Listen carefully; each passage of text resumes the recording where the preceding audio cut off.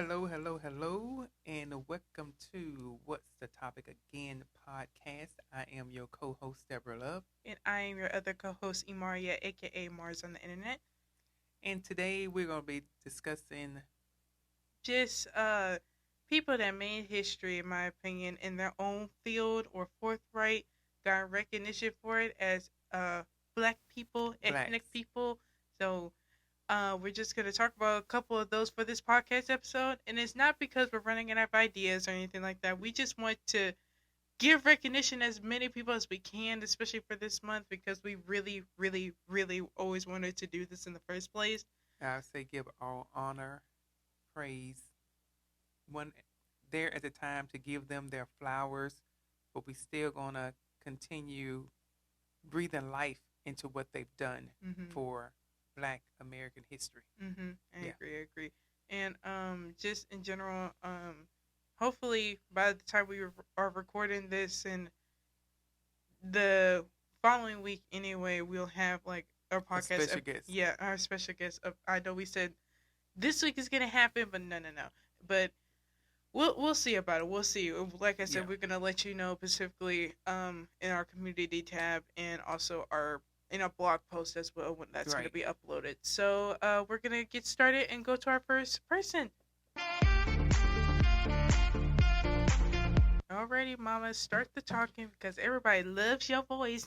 At least you should have said, "Oh, and we'll take a break and come back and get started on blah blah blah." But you didn't. You No. just went to our first person. And if you listened to the podcast last week, you know that I was really Geeked up. leaning towards a certain individual, so I wanted to make sure that I recognize him, give him his flowers, give him some, at least a little bit more recognition as far as what he's done for us. So the first person that we are going to talk about is Thurgood Marshall. Give it up for Marshall. She's showing the picture like I ain't gonna show it through editing. Right. So Thurgood Marshall was instrumental in ending legal segregation and became the first African American justice of the Supreme Court of the United States. Yay! He was born in 1908. He passed away in 1933. So who was Thurgood Marshall? Thurgood Marshall was an American lawyer who was appointed as an associate justice of the Supreme Court in 1967. I was just thought about. He was the first African American to hold the position and served for 24 years until 1991. Marshall studied law at Howard University. So we just talked about Howard University last week. Was one of the top 25 HBCUs in 2024. Yes. Now I want to say Howard was in our top 5, top 10 is one of them. Yeah. So as counsel to the NAACP, he utilized the judiciary to champion equality for African Americans. In 1954, he won the Brown, and I did go back and correct that. Yeah, we did in the comments, and I did pin it, and it'll be proof on screen that she did correct it herself anyway. Yeah, he won the Brown versus Board of Education case in which the Supreme Court ended racial segregation in public schools. Which that is always and forever will be an accomplishment in my opinion. Definitely. Marshall was born on July 2nd, 1908 in Baltimore, Maryland. His father, William Marshall, was the grandson of an enslaved person who worked as a steward at an exclusive club, and his mother, Norma, was a kindergarten teacher. One of William's favorite pastimes was to listen to cases at the local courthouses before returning home to rehash the lawyer's arguments with his sons. Thurgood later recalled, "Now you want to know how I got involved in law. I don't know. The nearest I can get is that my dad, my brother, and I had the most violent arguments you ever heard about anything. I guess we argued 5 out of 7 nights at the dinner table." So his dad would go listen to court cases and bring them back to his sons, and then we gonna have a trial right now. Right. State your case, state your other case, and we gonna figure it out. So Thurgood Marshall attended Baltimore's Colored High School and Training School, later renamed Frederick Douglass High School, Mm. where he was an above average student and put his finely honed skills of arguments to use as a star member of the debate team. Mm. I can see that. Yeah. Because you already debating You already with your dad started. and your brother, so And you that's already something started at that home. you can do for fun now, right, you know. Right. So the teenage Marshall was also something of a mischievous troublemaker. His greatest high school accomplishment, memorizing the entire United States Constitution. That's the whole thing. I only can say the preamble. He memorized the entire thing. That's a lot of words up in there. I know that and for sure. That was actually a teacher's punishment for misbehaving in class. They said, well, I guess, you know, since I've been in here a couple times, I might as well just, I just learned it off grid, I guess. I don't know. So after graduating from high school, I'm going to cut that out. I'm sorry. Yeah, after graduating from high school in 1926, Marshall attended Lincoln University, a historically black college in Pennsylvania. That's another one that we also mentioned as well. Yep. There he joined a remarkably distinguished student body that included Kwame, Nkrumah. We're gonna spell that out. Kwame. I got the first part. The future president of Ghana, poet Langston Hughes, and jazz singer Cab Calloway. Oh, I like jazz music, and I heard of his name before. Yeah, he's very, very good. Mm-hmm. So after graduating from Lincoln with honors in 1930, Marshall applied to the University of Maryland Law School. Despite being overqualified academically, Marshall was rejected because of his race. This first-hand experience with discrimination in education made a lasting impression on Marshall and helped determine the future course of his career. Instead of Maryland, Marshall attended law school at Washington, D.C. at Howard University, another historically black school. The dean of Howard Law School at the time was the pioneer civil rights lawyer Charles Houston. Marshall quickly fell under the tutelage of Houston, a notorious disciplinarian and extraordinarily demanding professor.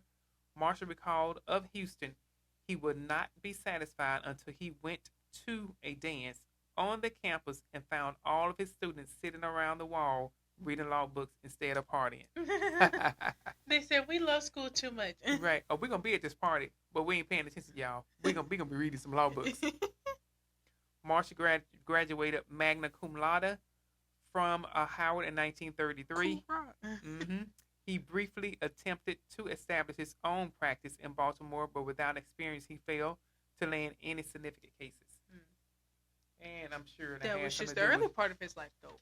I'm sure that has something to do with his blackness. Of course. A little bit, and probably just, you know, some cases probably were tough back then. Not like it's art nowadays, but still. He had some tough cases. Yeah, I'm about to say, but my thing is somebody has to have some faith in him to do them tough cases. Right. Well, first they got to hear about you winning some tough cases. Right. In order for them to put their, I guess you say, their trust. Yeah, the trusting you. That you're going to defend them or them well, or because he was a defense attorney, or he's just an attorney. Period. He was an attorney. Okay. So here come some of his court cases. All right. In 1934, Marshall began working for the Baltimore branch of the National Association for the Advancement of Colored People, known as the NAACP. In 1936, Marshall moved to New York City to work full-time as legal counsel for the NAACP. Over several decades, Marshall argued and won a variety of cases to strike down many forms of legalized racism, helping to inspire the American civil rights movement. Some of his court cases was Murray versus Pearson. And the Murray versus Pearson case is in one of Marshall's first cases, which he argued alongside his mentor, Charles Houston. He defended another well-qualified undergraduate, Donald Murray, who, like himself, had been denied entrance to the University of Maryland Law School.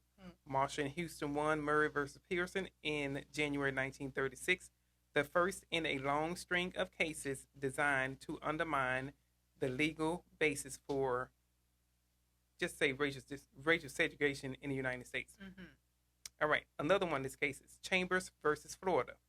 Marshall's first victory before the Supreme Court came in Chambers versus Florida, 1940, in which he successfully defended four black men who had been convicted of murder on the basis of confessions coerced from them by police. Not like we haven't still heard these type of things till Right. this day. To this day. It Yep. don't make no sense. Smith versus Allwright, another crucial Supreme Court victory for Marshall, came in 1944 in the 1944 case of Smith versus Allwright, in which the court struck down the Democratic Party's use of white people-only primary elections in various southern states. Still going through some stuff like that, too. They trying to break down lines. One of his main ones was Brown versus the Board of Education. The great achievement of Marshall's career as a civil rights lawyer was his victory in the landmark 1954 Supreme Court case Brown versus Board of Education of Topeka. The class action lawsuit was filed on behalf of a group of black parents in Topeka, Kansas, whose children were forced to attend all black segregated schools. Through Brown versus Board, one of the most important cases of the 20th century, Marshall challenged head-on the legal underpinning of racial segregation, the doctrines of separate but equal, established by the 1896 Supreme Court case Plessy versus Ferguson. Which I remember that. I remember that being taught in my in one of my government classes when I was going to have it to do online school specifically. I think it was like in the 10th grade or something like that. Yeah. So. Do you remember the case? I don't remember the case that well, but I know if you read it, I'll be like, yep, that does come back to my mind. If I can remember it well, it was a black man who passed as white race on the train. He was in the white seats compared to being in the black area, if I can remember that right. I remember the first bit, like what you just said. Yeah. I do remember that, but on the sense of the rest, that doesn't. We're gonna look it up because I like stuff like this. Yeah. Challenging my mindset. Yeah. I'm like, that first bit does sound familiar. I'm not gonna lie to you. It's not because on the sense of like Rosa Parks or anything like that. It's more sense of how it was back then, and just in general. He was light skinned. They thought he was white. Yeah, that's why I came to my mind was specifically like that. So I don't remember it being a train, no, but I don't know. We can pull it up. Yeah, you can pull it up tonight. Okay, yeah. Well, right now I'm saying tonight, but you can pull it up. But as we recording on the sense of like that, and we can just I'll probably have it editing specifically for y'all to read through it, pause and read it. But if you just want to know, I'll probably leave a link in the description for our audio listeners specifically for that case. I want to know. Yeah. Inquiring minds want to know, like me. Yeah, but it's just for y'all to know. So there you go. Anyway. So on May 17th, 1954, the Supreme Court unanimously ruled that separate educational facilities are inherently unequal, and therefore racial segregation of public schools violated the Equal Protection Clause of the 14th Amendment. While enforcement of the court's ruling proved to be uneven and painfully slow, Brown versus Board provided a legal foundation and much of the inspiration for the American Civil Rights Movement that unfolded over the next decade. At the same time, the case established Marshall as one of the most successful and prominent lawyers in America. Go ahead on, Thurgood. You know I like you for some reason. Like, so y'all go get sick of these hand classes. Right. Pictures. Who wants there to see he go pictures? In his Supreme Court justice robe. Iconic picture. I think it's more. I think it's in like a museum in it. Yeah. That's an iconic one. Yeah.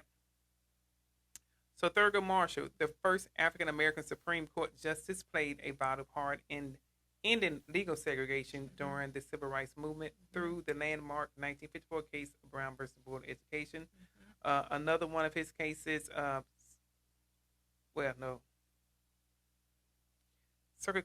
Circuit Court Judge and Solicitor General. This is some political positions that he held, and this was during a part of some presidential administrations. Oh, okay. So in 1961, newly elected President John F. Kennedy appointed Marshall as a judge for the United States Second Circuit Court of Appeals, serving as a circuit court judge over the next 4 years. Marshall issued more than 100 decisions, none of which was overturned by the Supreme Court. Whoa. So what he said was bond. Yeah, that's how I was like, ooh. Right. And I'm sure with whatever he done and how he did it, he was make sure that it was done in the right way, where you wouldn't have a reason to go and take it to the Supreme Court to overturn it. He was thorough, in my opinion. Exactly. I think, I don't know if I read like the case from head to toe at one point, at least one of his cases that he'd done, or even on the sense of probably an old recording or something of a case that happened. Mm-hmm. That man was thorough. You have rarities when certain like defense or even what's the other type of attorneys again? Prosecutors. Just some of them are thorough. Everything like, and they do it on the sense of like building up almost like a storyteller type of way to build up like what really happened more sense, and why are we here collectively trying to say who did or didn't do it, you know what I mean? And then you have to have those laws that's going to back up what you're saying. Right. So, definitely that. I love court cases. You can't tell. In 1965, Kennedy's successor, Lyndon B. Johnson, appointed Marshall to serve as the first black U.S. Solicitor General, the attorney designated to argue on behalf of the federal government before the Supreme Court. Wow. So during his 2 years as Solicitor General, Marshall won 14 of the 19 cases that he argued before the Supreme Court. Well, can't mess with that. Yeah. Booyah. Yeah, like that's a weapon right there. Right? Ain't no person. That's a weapon. Like, here you go. Here he is. Everybody is shaking in their boots like, oh Lord. Yeah. Oh, who am I going up against? Thurgood Marshall. Oh my! But just think, out of 19 cases, 14 of them he won. Yeah, that's a high number. That's a high percentage. Yeah, that is a high percentage. Yeah. In 1967, President Johnson nominated Marshall to serve on the bench before which he has successfully argued so many times before the United States Supreme Court.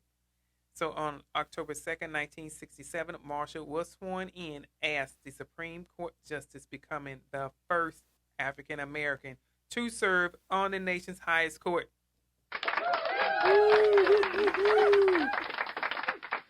Marshall joined a liberal Supreme Court headed by Chief Justice Earl Warren, which aligned with Marshall's views on politics and the Constitution. As a Supreme Court Justice, Marshall consistently supported rulings upholding strong protection of individual rights and liberal interpretations of controversial social issues. He was part of the majority that ruled in favor of the right to abortion in the landmark 1973 case Roe v. Wade. So I was somewhat on the right track with that, but that was not a case that he done by his own. So he was a Supreme Court Justice as far as Roe v. Wade. Yeah. All right. Clarification. Yeah. That's all that is, you know. Among several other cases. So in the 1972 case, Furman versus Georgia, which led to a de facto moratorium. I had to think about that. Moratorium on the death penalty. Marshall articulated his opinion that the death penalty was unconstitutional in all circumstances. Yeah. Marshall's 24-year tenure on the court, Republican president appointed 8 consecutive justices, and Marshall gradually became an isolated liberal member of an increasingly conservative court. So for the latter part of his time on the bench, Marshall was largely relegated to issuing strongly worded dissents as the court reinstated the death penalty and limited affirmative action measures and abortion rights. Marshall retired from the Supreme Court in 1991, and Justice Clarence Thomas replaced him. Another black justice replaced him. Okay. Personal life and wife. So Marshall married Vivian Buster Bury in 1929, and the couple remained married until her death in 1955. Shortly thereafter, Marshall married Cecilia Sawyer, his secretary at the NAACP. The couple had two sons together, Thurgood Jr. and John Marshall. Marshall died on January 24th, 1993, at the tender young age of 84. Get a little good life. Right. So some of the things that he did as far as his legacy, he did stand alongside Martin Luther King Jr. and Malcolm X as one of the greatest and most important figures of the American Civil Rights Movement. Although he may be the least popularly celebrated out of the three, Marshall was arguably the most instrumental in the movement's achievements toward racial equality. Marshall's strategy of attacking racial inequality through the courts represented a third way of pursuing racial equality, more pragmatic than King's soaring rhetoric and less polemical than Malcolm X's strident separatism. So, in the aftermath of Marshall's death, an obituary read, "We make movies about Malcolm X. We get a holiday to honor Dr. Martin Luther King, but every day we live with the legacy of Justice Thurgood Marshall." That's nice to hear. I say yes, we do, because he have really done so, some things. Give it up for Thurgood Marshall. I got one more thing. Come on, we give it up for that. Give it up for that. We give it up for that. Yeah, give it up. They did make a movie about him. So that's the extraness. This is the little extra bit. I'm talking about his and whole life. I watched the movie too. Okay. It was really good. I'm gonna say really talk good. about his whole life right there. We give a hand clap to that. Right. So, in the 2017, the biopic film Marshall was released in 2017, and guess who played Marshall? Wakanda Forever. Oh, the bless his heart. Chadwick Boseman. Chadwick Boseman, rest his soul. And I guess you probably would think of his name. He was Olaf. I can't think of his name. Josh Gad. Okay. He was in there. The movie was good. And Kate Hudson. Oh, Kate Hudson too. Okay. Yeah. So the movie focuses on an obscure 1941 rape case brought by Eleanor Strubin, a 32-year-old white woman, against her 32-year-old black chauffeur, Joseph Spell. While Spell initially confessed to the crime after 16 hours of interrogation, he later said the encounter was consensual, meaning that he and the white lady had a relationship. Yeah. So during the trial, the judge allowed Marshall to assist his white co-attorney, but banned him from speaking. Oh. He couldn't speak a single word in the courtroom, but he could assist in the case. So Josh Gad was the attorney that he really had to motivate to talk, because if I can remember the movie well, he didn't have that confidence in himself. You know. So following 12 hours of deliberation, the jury of 6 men and 6 women came back with a not guilty verdict on that black man. Wow. Because they had the facts. And she finally had to confess. I'm like, go ahead, Chadwick, but go ahead, Marshall. I'm about to say, bless his soul, rest his soul, Chadwick Boseman. I love his whole acting career, in my opinion. He had good works. But with that, even leading up to his passing, he had put out so I know many that's the thing. Like his movies. his whole like going in my through opinion, what he was going through. Yeah, discography of like his acting career is just it's a masterpiece to look at, in my opinion. For his short period that he was here. God bless us with a great person. But I'm gonna end on that note with Thurgood Marshall.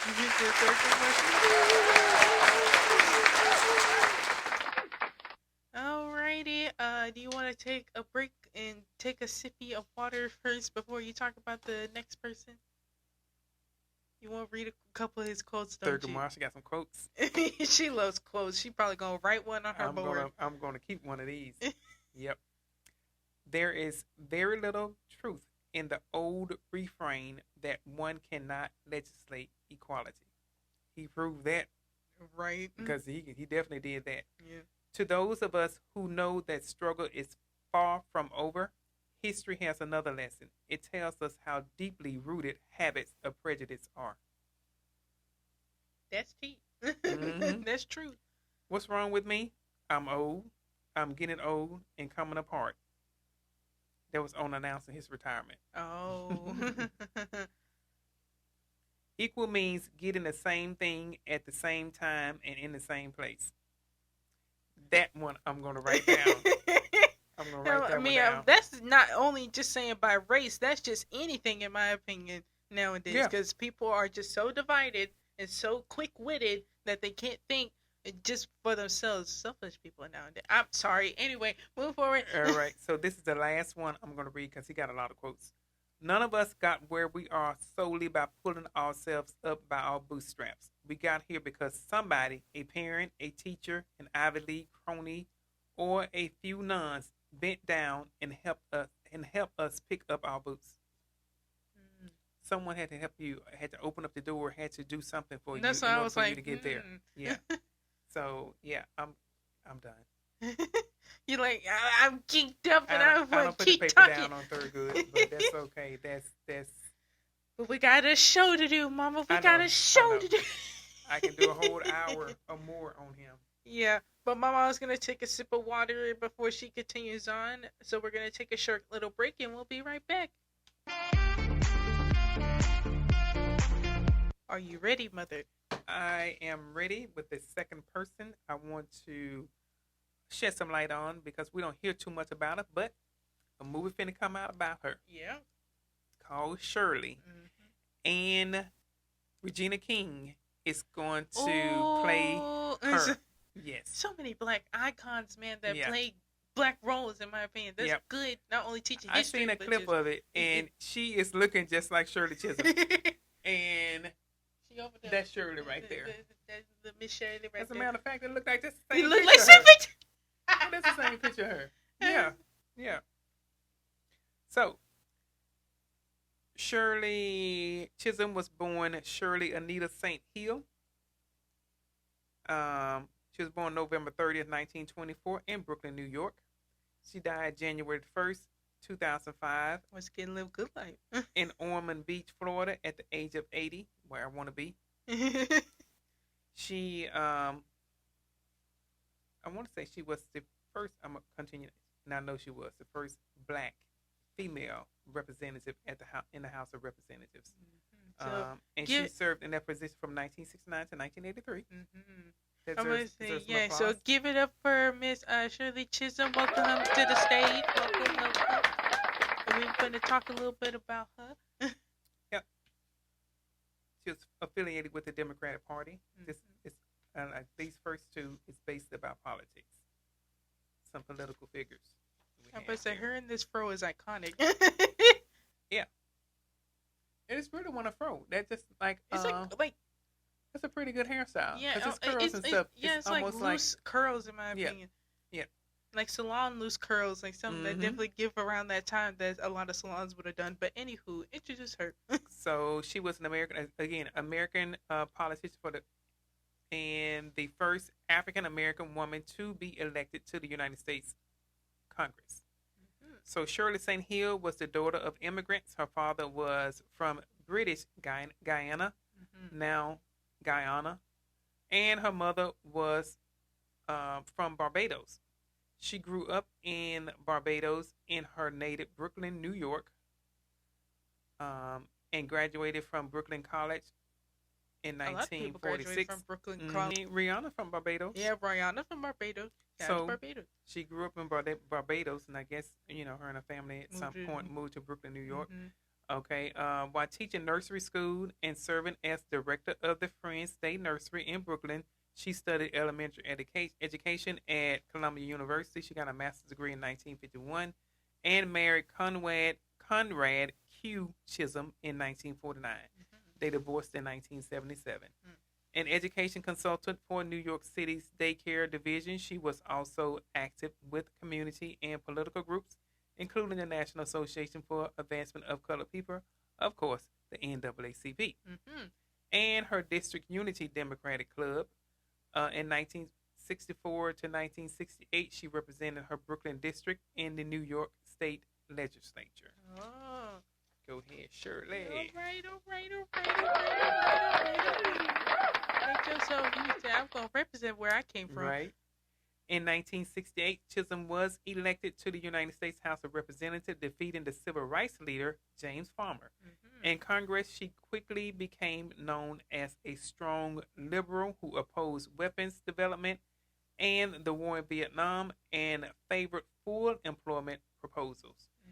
As a candidate for the Democratic nomination for United States President in 1972.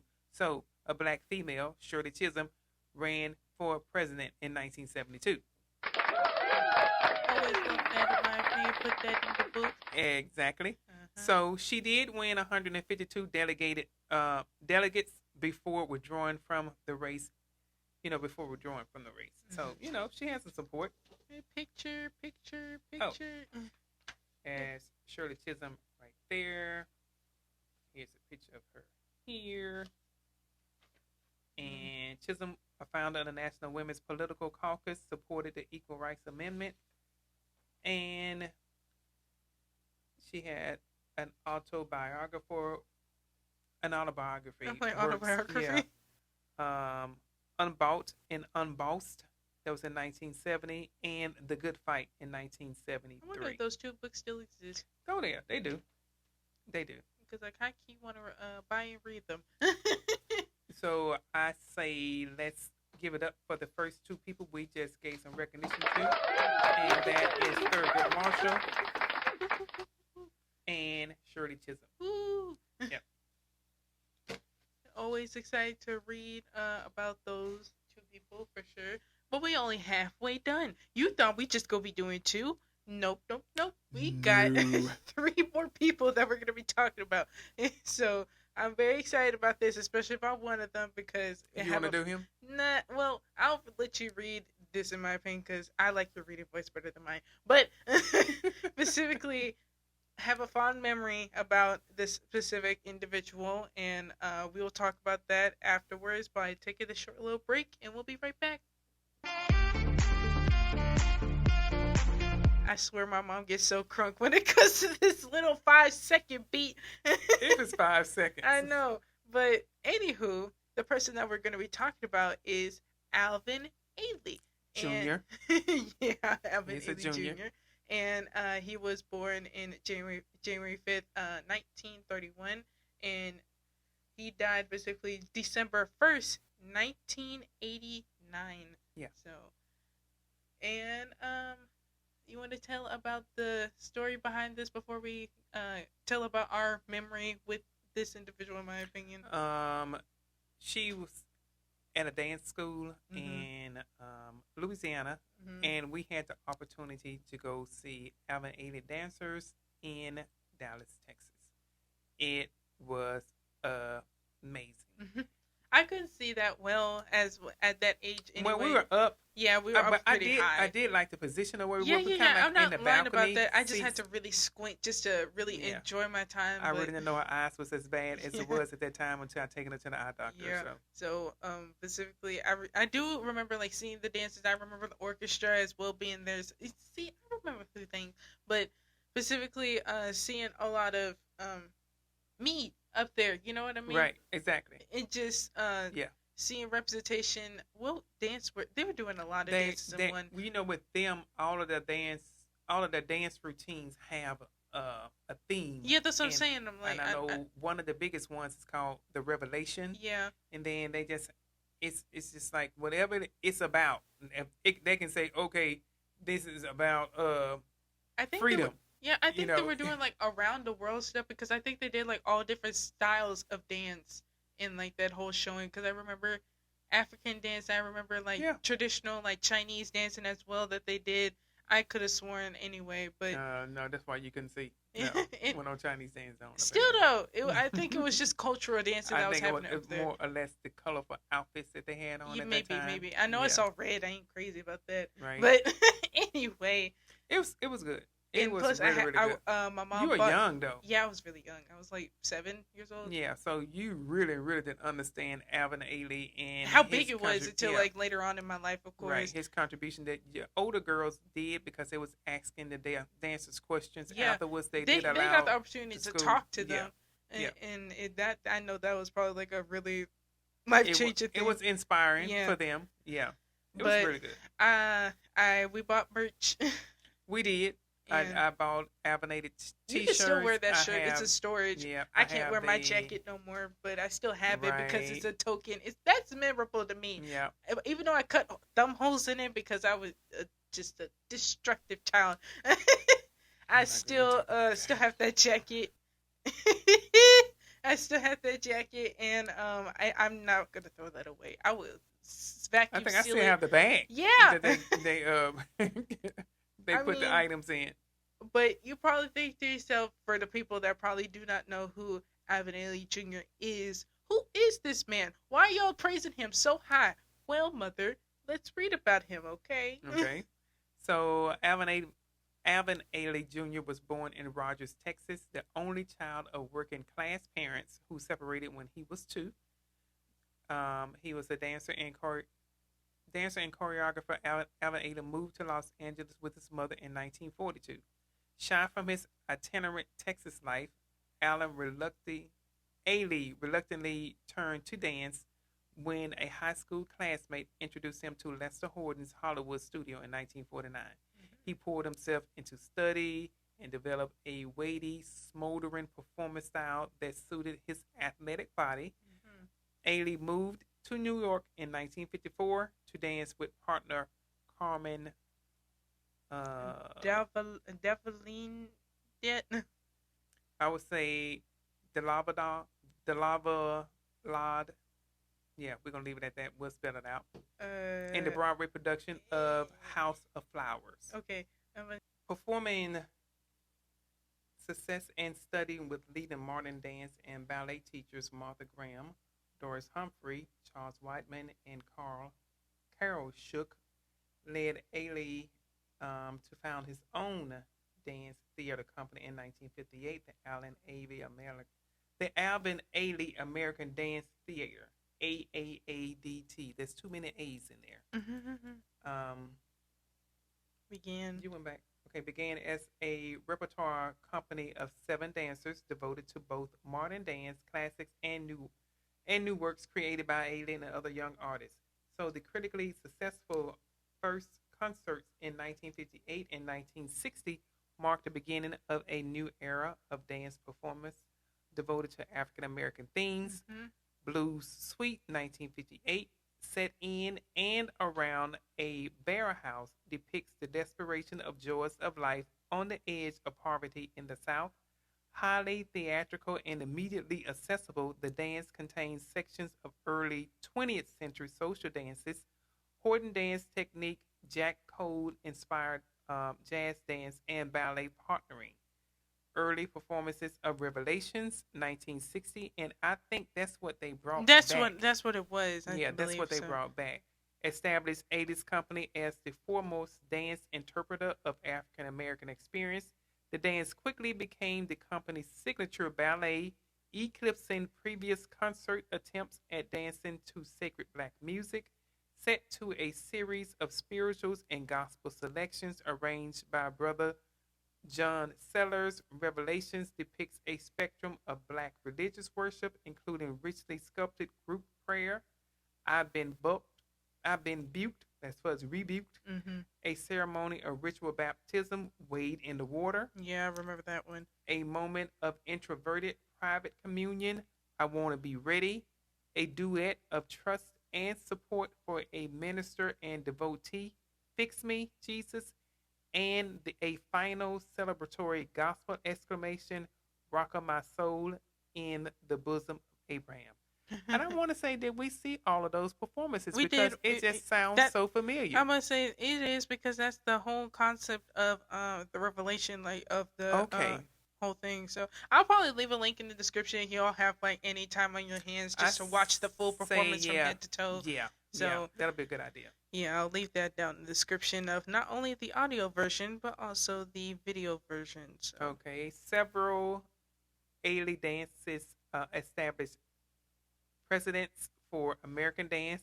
Feast of Ashes in 1962, created for the Harkness Ballet, is acknowledged as the first successful point ballet choreographed by a modern dancer. In 1966, Ailey contributed dances to the New York Metropolitan Opera's inaugural production at Lincoln Center. Samuel Barber's Antony and Cleopatra. mm-hmm. In 1970, he created The River for the American Ballet Theater, set to an original score commissioned from Duke Ellington. This ballet convincingly fused theatrical jazz, dancing, and ballet technique. In 1971, Ellie created the staging for Leonard Bernstein's rock-influenced Mass, which opened the newly built Kennedy Center in Washington, D.C. Mm-hmm. So he was really good. This is a lot of stuff on Right. him. This man has done a lot. Major distinctions and honors followed Ailey throughout his choreographic career, which spanned the creation of more than 50 dances for his own company, the American Ballet Theater, the Joffrey Ballet, the Oh, Paris Opera Ballet, the London Festival Ballet, and the Royal Danish Ballet. the way I heard about all of them in the same sentence. Okay. Right. Among his many awards were honorary doctorates in fine arts from Princeton University, Bard College or Baird College, BARD, Adelphi University, and Cedar Crest College, a United Nations Peace Medal, and an NAACP Spigman Medal in 1976 and 1988. He was celebrated by the President of the United States for a lifetime of achievement in the arts at the Kennedy Center Honors. That's so nice. That's real nice right there. That's good. He at least got his chance to get his awards Yep. while he was still alive. Yep. That's good. Always good to hear, in my opinion. So, in its earliest years, the AAADT spent much time on the road, touring and bringing dance to a large audience of people who had never heard of concert performance. This largely African American audience provided the wellspring of support essentially to the Ailey enterprise. The AAADT established a vast international reputation through a series of tours begun in 1962 by a 5-month engagement in Southeast Asia Mm-hmm. and Australia. Sponsored by the International Exchange Program under the Kennedy administration, this tour established a pattern of performance in foreign countries that continued with a trip to Rio de Janeiro in 1963, a European tour including London, Hamburg, and Paris in 1964, an engagement at the World Festival of Negro Arts in Dakar, Senegal in 1966, a 16-week European tour including the Holland Festival in Amsterdam 1967, a visit to Israel August of 1967, a U.S. State Department sponsored 9-nation tour of Africa that was also in 1967, and a performance at the Edinburgh Festival in Scotland in 1968. In 1970, the AAADT became the first American modern dance company to perform in the post-war Soviet Union. The company retained peerless stature as a touring ambassador of goodwill beginning in the 1970s.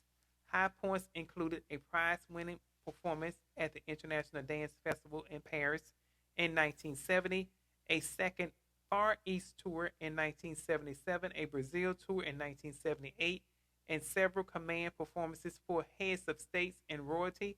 By 2004, the AAADT had been seen by some 19 million people worldwide. That's a lot. I'm like, this man like to travel. But in general, like, in order for people to see you, it's not Right. like they had YouTube or anything Right, like right, that. right. You So gotta spread you had the to word. go. Yeah, You had to yeah, go. You had yeah. to go to the people. yeah. I'm just looking at like this ain't company members. Like trying to talk about the people in the company. Yeah, I know. Her last name is Jameson. She took over after he passed away. Oh, okay. She was a dancer of his. Mm, Yeah. all right. I'm just scrolling through this anyway, just in Go general, back down. Let me go back up. Let me see. specifically. Uh, There's a school and outreach. yeah. Like I said, that's about company So members. let's go. Let's go to the company members. Okay. She may be in here. She may Hopefully not. she I gets haven't. mentioned. Yeah, I haven't read it, Excuse me, but I'll okay. cut that Let's out. see. That burp. So Ailey encourages dancers to present individualized and highly emotional performances. A strategy, yeah, she's been spoken right here. A strategy that created the first series of star personalities in American modern dance. Judith Jamison's electrifying performance of "Cry" presented a coherent relationship between the dancing body and the experience of living as a black woman in America. Created in 1971 as a birthday present for Ailey's mother, Lula Cooper Cry has been successfully assumed by several dancers, most notably Donna Wood, Renee Robinson, Sarah Yarborough, and Nasha Thomas. In 1972, Ailey created the, I guess, elegiac Elegiac, yeah. solo love songs for dancer Dudley Williams, revived in 1993 by dancer Michael Joy. Dancer Gary DeLoach, I heard of a Michael Joy before. longtime principal with the company, brought an eloquent intensity to his roles, especially as the pusher in Tally Beatty's The Stack Up, 1983, and as Charlie Parker in Ailey's For Bird with Love, 1984. Innumerable significant dance personalities have passed through the AAADT, including Marilyn Banks, Hope Clark, Carmen, we're going to try to say her last name, George Faison, Miguel Gaudreau, Dana Hash, Linda Kent, Dwight Roden, Desmond Richardson, Kelvin, I'm going to try to say his last name, Elizabeth Roxas, Matthew Russian, Clive Thompson, James Truitt, Andre Tyson, and Sylvia Waters. So we will leave this, put the link as far as that Yeah, up in because there. it's a lengthy one. This probably would have took the whole podcast episode just to read it. But we got two other women that we really want to give some flowers to. Yeah. So you want to take a break, Mama? Yeah. All right, let's take a break and we'll be right back. All right, the next person that we are going to be talking about is Katherine Johnson. And one of her quotes, like what you do, and then you will do your best. Mm-hmm. So, Katherine. Okay, we need to zoom in because this font is thin. Zoom. Okay. Closer. Right. When I start talking about this young lady, you're going to understand where I'm coming from, and I will tell you the movie that was brought about because of her and this other young lady that I'm going to talk about. Mm-hmm. So, mathematician and computer scientist Katherine Johnson was born in 1918 in White Sulphur Springs, West Virginia. Her mother was a teacher and her father was a farmer and janitor. From a young age, Johnson counted everything and could easily solve mathematical equations. She attended West Virginia State High School and graduated from high school at age 14. What? Yes. Johnson received her Bachelor of Science degree in French and Mathematics in 1937 from West Virginia State University, formerly West Virginia State College. Johnson was one of the first African Americans to enroll in the mathematics program at West Virginia University. Mm-hmm. Yes. Birdie pants. My fault. I keep clicking on things. Yeah, talking about me. I keep trying to push the down button and it keeps going to this beta testing section. But anyway.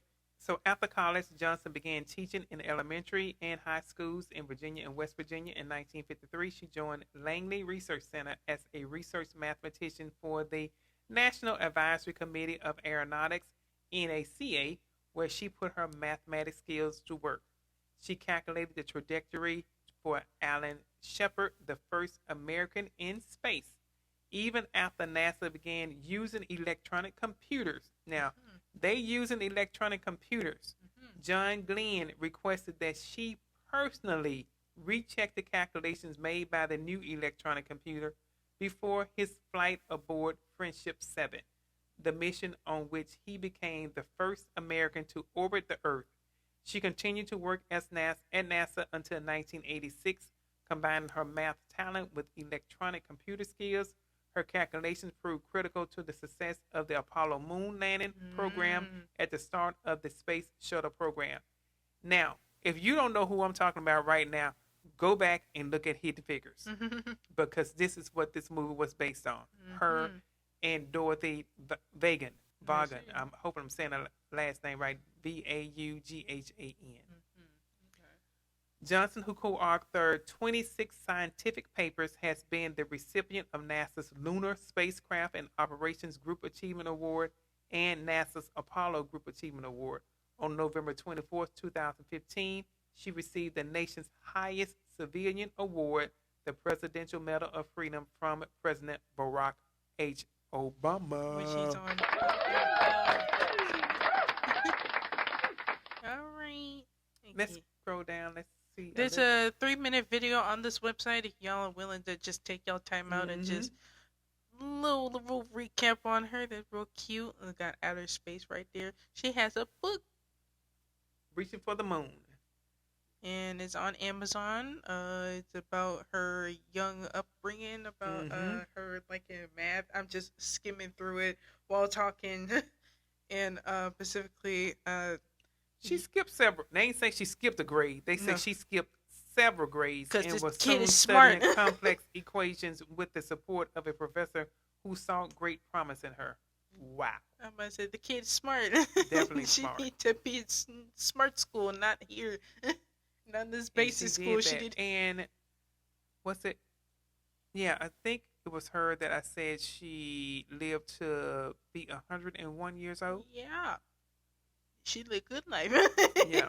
As I will put it, she lived good life. I always say that in my opinion, because when you hit past like age 80 and like just live beyond after that, either with or without health issues, or you died in a bad way, whatever, in my opinion, somebody could write a catalog about you, a whole collection book about you alone. You done lived over half a century.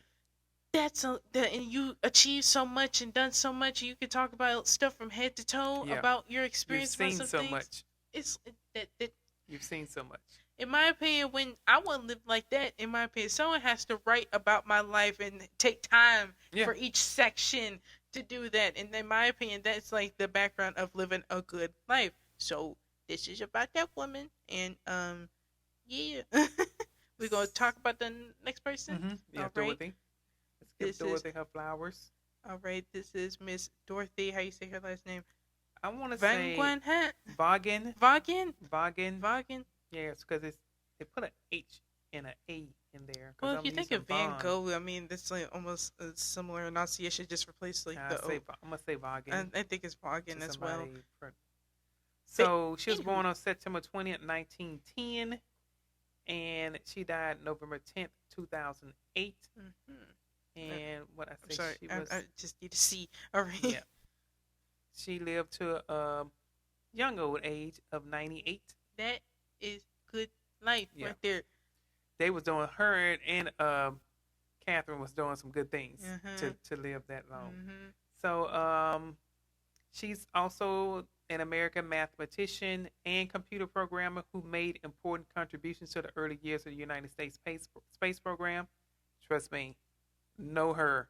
She's a part of Hidden Figures as well. Did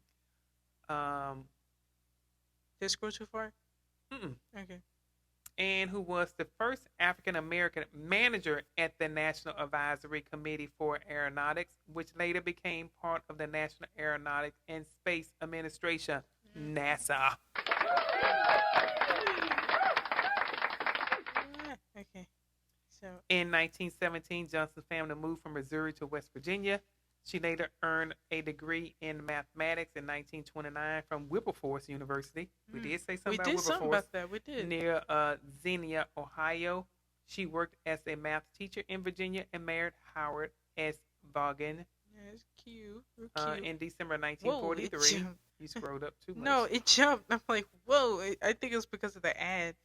This is it. She started working for NACA's West Area Computing Unit, a group of African-American female mathematicians who were considered human computers performing complex computations and analyzing data for Aerosmith engineers.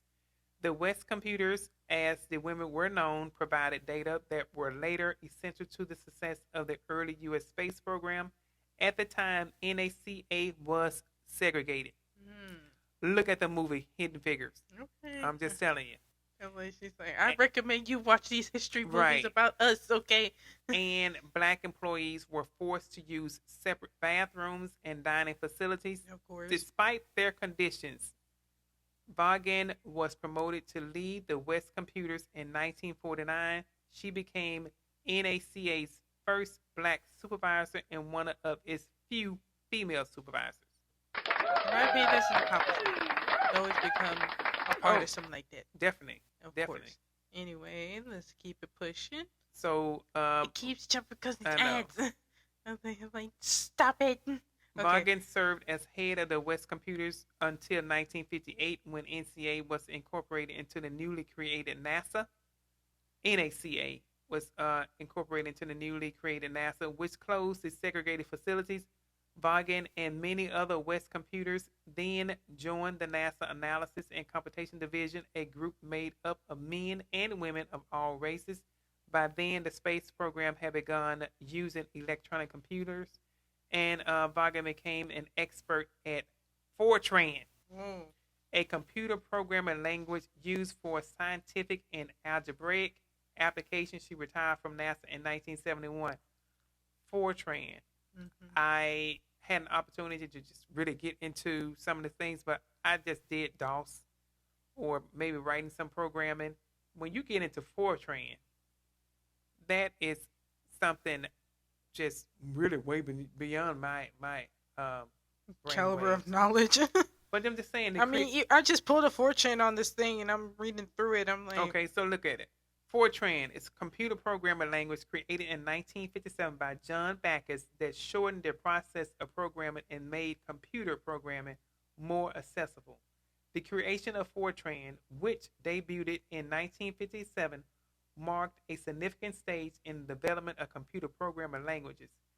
Previous programming was written in machine first generation language or assembly second generation language, which required the programmer to write instructions in binary or hexadecimal arithmetic. Frustration with the arduous nature of the programming led Backus to search for a simpler, more accessible way to communicate with computers. So they had to do code it by hand.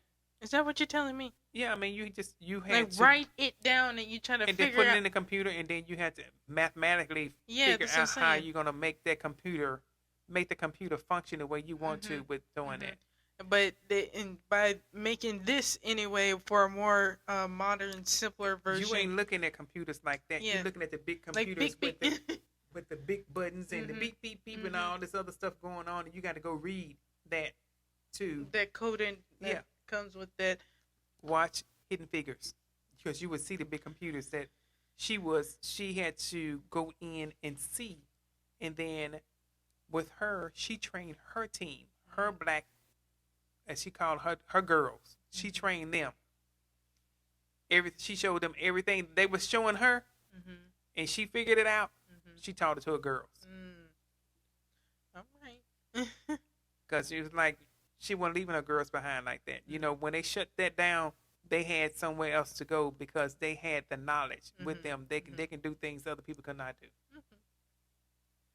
All right, let's get back to her. Oh, here we go. In 2016, a book by Margot Lee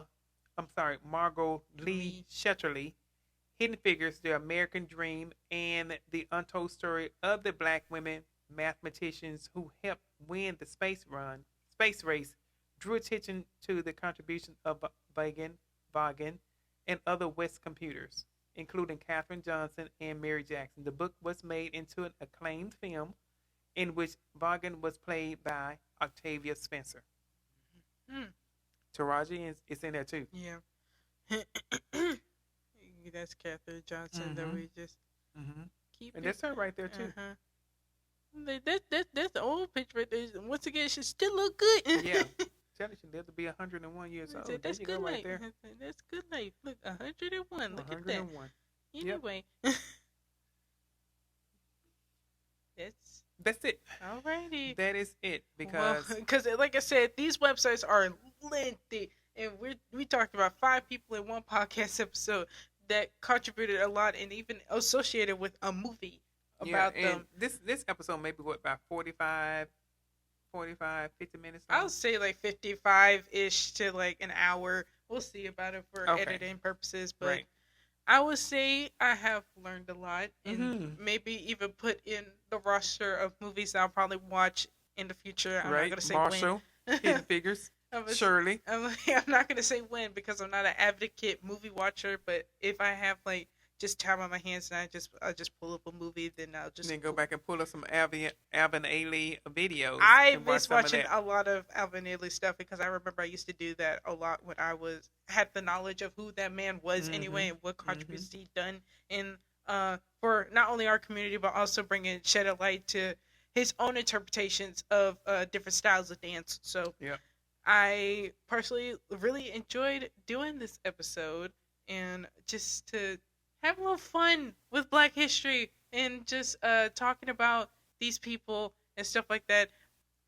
I just get so blessed. And I want to say talk about these people. I say talk about our people. I agree. And their contributions that they made. Agree. Yeah. Any just little more tidbits before we close out this episode? I just like the fact that we are able to have this platform and not be limited to what we want to discuss. We put out some good information to people. Most of the time people probably, I know Thurgood Marshall, but do you know Thurgood Marshall?